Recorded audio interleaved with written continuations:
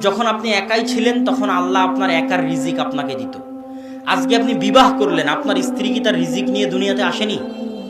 বিবাহ করে আপনি তাকে ঘরে নিয়ে আসলেন, এখন ওর রিজিক আল্লাহ কার মাধ্যমে আপনার কাছে পৌঁছাবে? আপনার মাধ্যমে পৌঁছাবে। কেন? ওর রিজিক তো আল্লাহকে দিতে হবে, এটা তো আল্লাহর দায়িত্ব।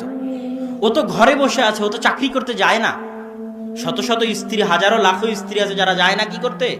চাকরি করতে যায় না, বাড়িতে কাজ করতেছে, সন্তান সন্ততি লালন পালন করতেছে। সে কি রিজিক নিয়ে আসেনি?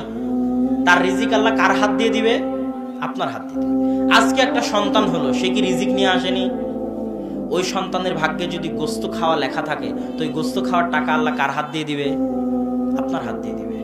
ওর ভাগ্যে যদি ভালো পোশাক আশাক লেখা থাকে, তো ওই ভালো পোশাক আশাকের টাকা আল্লাহ কার হাত দিয়ে দিবে? আপনার হাত দিয়ে দিবে। তাহলে আগে যখন আপনি একাই ছিলেন তখন আপনার একার রিজিক আপনার কাছে আসতো। স্ত্রী আসলো, স্ত্রীর রিজিক যোগ হলো, স্ত্রীর রিজিক আপনার কাছে আসে। সন্তান যোগ হলো, সন্তানের রিজিক আল্লাহ আপনার কাছে পাঠায়।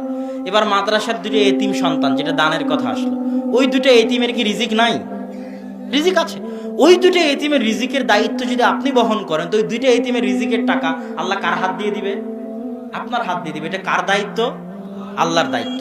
আপনি পৃথিবীর যত মানুষের রিজিকের দায়িত্ব উঠাবেন, তত মানুষের রিজিকের ব্যবস্থা আল্লাহ আপনার হাত দিয়ে করে দিবে।